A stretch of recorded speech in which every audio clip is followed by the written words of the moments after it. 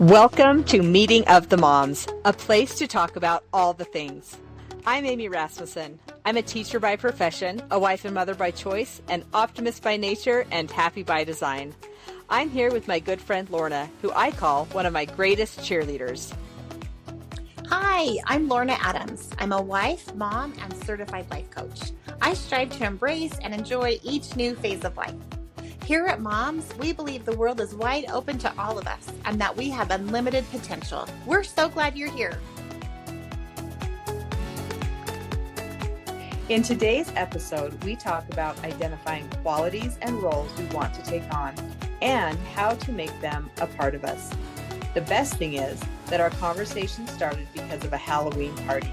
Let's listen in.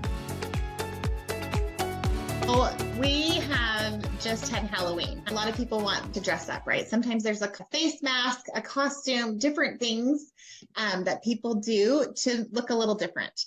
And I've been thinking more about how we show up and how sometimes as we put something on, it can kind of change how we present ourselves. My daughter and a few friends and I were all together. This one friend in particular just seemed a little more confident. And as I watched her, it made me think how sometimes we do put on a costume and it can help us feel better, but why don't we do that just in normal everyday life? What's holding us back from choosing to feel that way even without a costume? The interesting thing to me about this is I read somewhere recently that this is actually a technique that one can use when trying to incorporate new things into who we are, or when we're trying to become the person that we want to become. You don't literally put on a mask or a costume.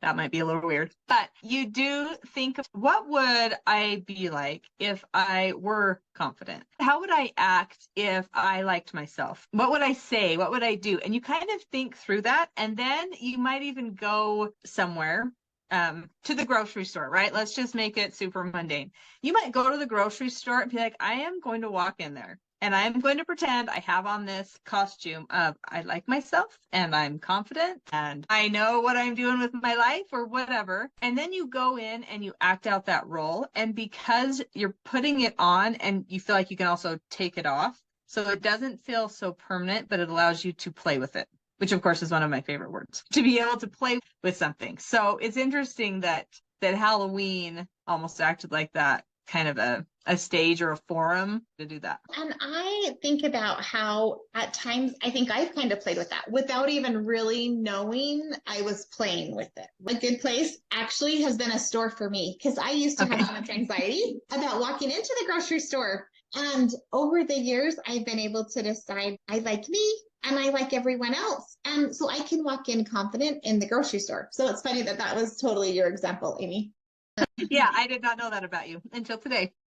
And then as I'm walking down the aisles, I can look people in the eye. And like, to me, that's what a confident person does, right? They look people in the eye. They say hello. What else would a confident person in a grocery store be doing? Striking up a conversation, feeling like I have something to offer and I can have this conversation with somebody, even with the checker, where there have been times where I've been a little more insecure and have felt like, I don't have anything to say to this checker. I better not say anything. This is so embarrassing. This is awkward. I like to call it a coat, like maybe a confidence coat. Oh, yeah, good idea. But if we refer to it as a coat, just like you said, taking it off and putting it on, what does confidence look like? And that's what it could look like for me, right? Over the last couple of years, I've been able to walk into the grocery store without that anxiety because I've practiced it enough. And now going anywhere and striking up a conversation with anyone doesn't feel as uncomfortable or awkward. It feels like the coat's just kind of part of your regular self as opposed to having to be something that you're like, okay, self, we're doing this. At the beginning, it did take that, right? For Right. me, at the beginning, it was like giving myself a pep talk. We can do the grocery store. All right, let's do it. Well, the idea that we can give ourselves pep talks. There's nothing wrong with that. There's nothing weird about it. It's a thing. And we can talk to ourselves in that way. We can actually say, okay, self, here's what we're doing today. So you're going to like buck up and here we go. It makes me think of in my early 20s. I did something where I made some executive decisions. That's what I called them. Some personal executive decisions. So one example of this was I took a semester off or quarter, I think it was quarters. I took a quarter off to substitute teach because I wanted to go into teaching, but some other teachers had said to me, like, you might want to get in the classroom before you totally do all of your schooling, because some people think they want to teach and then they get into the classroom and they hate it. So it's like, okay, well, I'll take a quarter off and we'll do this thing. Well, I found like I felt scared to death every single time I got the automated call to accept a substituting position, because you're going to a new place. You don't know the kids. And here's the thing. I know middle school and high school kids, and they can be total jerks to a substitute, right? So, because I wasn't that far removed, it was just a couple years. And so at some point I decided, you know what, you can be scared to death every single time that you get a call, but that does not determine whether or not you actually accept a job. And so I think that's part of where we can accept where we're at the same time that we're like, sure, be that way. And here's how we're going to handle it. So for you, it was, okay, sure. When I get to a store, I'm feeling all anxious. So I'm going to put on my confidence coat. And for me, it was that decision that I could be nervous and scared to death every time I got that call. And yet I was still going to accept them, and I was going to go, and I was going to show up, and I was going to see how it went. Well, and what's the rest of the story, Amy? Did it get easier as you had more and more phone calls, or how did that go? I don't remember really clearly. I mean, I did go into teaching as a profession. So obviously something must have gone well. But I think just as I got used to accepting the calls, and as I learned which calls I wanted to accept and which ones I didn't, that helped. So for example, I learned, you know what, elementary school, like it's really not my thing. So if there's no other option available, I might accept that. But before I accept that, I'm going to proactively call into the system and see what the options are. So that gave me one more tool, that I realized that there was a proactive approach, something that I could do rather than just get the call and be like, oh, I don't know, do I want to take this? So I would say it must have gotten easier because I continued doing it. But that part's not as clear in my mind as just like, I made the executive decision, and from there on out, that's how I did it. I think that's so valuable in realizing, like, I can feel scared and still move forward, right? Sometimes we let that fear be debilitating and we don't want to show up at all. But sometimes it's okay to feel scared and keep moving forward. So I love that point. And I think so often it's like the only way to move forward. And I think that is what courage is. As we talk about courage isn't lack of fear. It's feeling the fear and choosing to move forward anyway.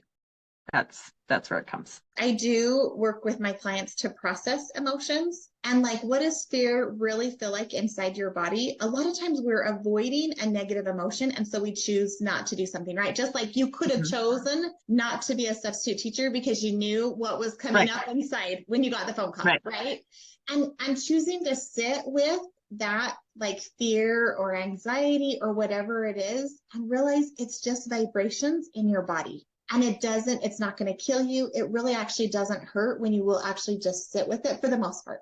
Emotionally, it does feel a little bit painful, but when you practice it and you do it and you keep practicing it, it gets easier and easier.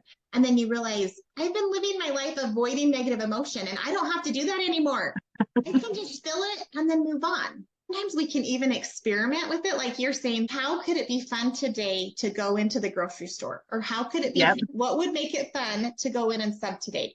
What would be something I can do? And so looking for ways to add a little bit of excitement. Is it, I'm going to be sure I say hello to 10 people today at the grocery store? Or is it, I'm going to bring in this fun activity and have the kids do this with me because it'll be fun? But looking for something that can help add some fun. Something that could add fun is picturing someone that you maybe admire in a certain area and being like, okay, how would that person walk into the grocery store? Or how would that person approach this thing? And you can't always picture that, especially if it's maybe a little more out of the norm. For example, you could maybe picture how I would walk into a grocery store. I don't know that I could picture how you would substitute teach, because that's not your children's field, right? And so maybe it works better with everyday things as opposed to specific things. But even with that, we could think of a favorite actor, teacher, or, I think you can actually really picture something and then just like, all right, here we go. Like, and I'm just curious. You talk about curiosity a lot, and just to go in and be curious about what the outcome is, what happens. How do I feel when I act that way, regardless of how anyone else responds? Do people respond? Do they not respond? It might just help in your data gathering, right? To see, like, what does this look like? And then sometimes I think one might do it and come back out and be like, okay, that just felt super weird. Did it feel weird because it's new, or did it feel weird because in some way I wasn't actually showing up as me? And so I need to tweak it a little bit to show up like me, but confident me.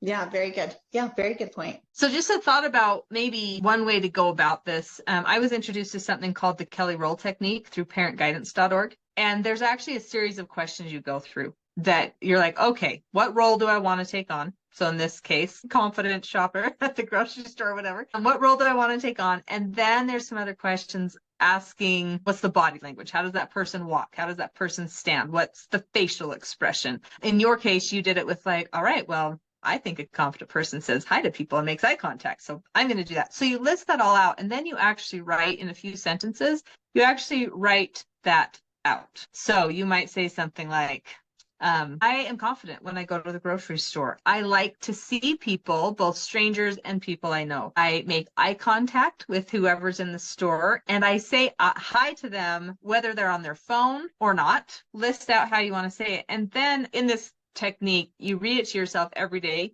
for like 2 weeks. And each day you kind of make a note about, well, how did that work out for me?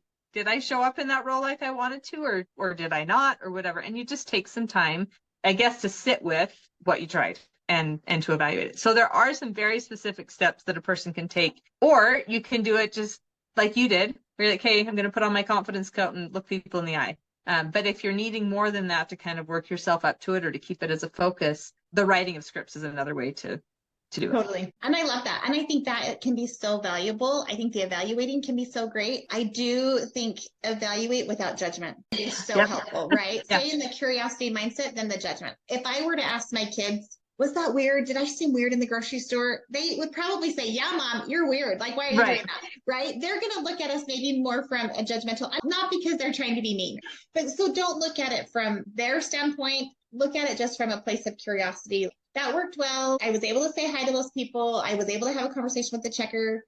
And maybe next time I want to try these other things. But just look through the lens of curiosity, not the judgment. Yep. Yeah, absolutely. That was so fun. I'm excited to play with 2 things this week. I'm going to use the Kelly Roll technique to create a vision of how I want to show up in my marriage right now. And I'm going to do it from a place of curiosity. Thanks for coming to Meeting of the Moms. We hope it made your load a little lighter. We'd love to hear what's on your mind. Send your celebrations, takeaways, and suggestions for future topics to momswithamyandlorna@gmail.com. If you enjoyed the show, please like, share, and subscribe. If this isn't the right fit for you, we wish you well on your journey. Until next time, I'm Lorna Adams. And I'm Amy Rasmussen. See you next week at Moms.